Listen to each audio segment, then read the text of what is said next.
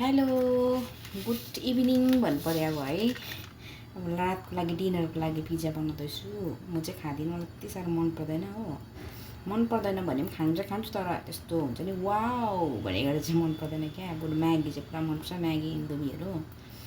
अन्त पिज्जा बनाउँदाखेरि चाहिँ यसरी गर्नुपर्छ। पिज्जाको पेस्ट बनाऊँ। पिज्जाको पेस्टलाई चाहिँ पिज्जामाथि मजाले दलेर चाहिँ नि यो माथि चाहिँ तपाईहरुले जे मनपर्छ भेजिटेबल चिकनहरू जे मनपर्छ त्यही माथिबाट हाल्दा पनि हुन्छ। अनि यसरी गर्नु पर्यो। हेर्नुस् ल, क्यामेरामै देखेनौ यार। यसरी गरेर चाहिँ फालै यसरी गरेर चाहिँ मजाले डेकोरेट गर्नुपर्छ क्या यसलाई। खाँदाखेरि पनि एकदम खाउ खाउ खाउ देख्दाखेरि पनि क्या खाउ खाउ खाउ लाग्ने बनाउनुपर्छ।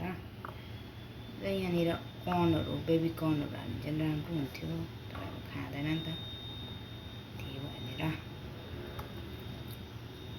ल।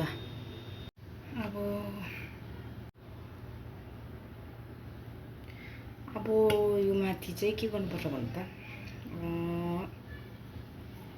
अरिगेनो हाल्नु पर्यो अलिअलि माथिबाट, किनभने अरिगेनोले चाहिँ टेस्ट दिन्छ क्या, टेस्ट। त्यहाँबाट चाहिँ माथिबाट हाल्नुपर्छ चिज हाल्नुपर्छ। यहाँ हेर्नुहोस् ल, म तपाईँहरूलाई देखाउँछु।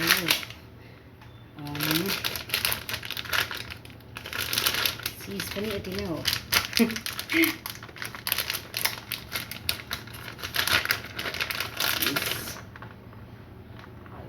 कास्ट गरेर हाल्नुपर्छ चिजलाई पनि माथिबाट।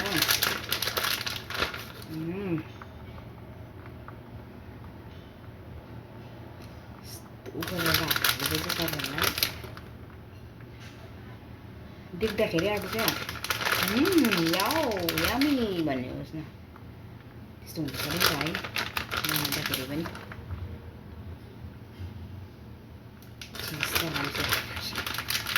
चिज त यति नै हुँदो रहेछ, कोही बात छैन, हुन्छ। चिज त रहेछ, कोही बात नहीं। फाइनली तपाईँहरूले देख्नु सक्नुहुन्छ यस्तो भएको छ, हेर्नुहोस्। अब यो पाकेपछि कस्तो हुन्छ हेर्नुहोस् ल।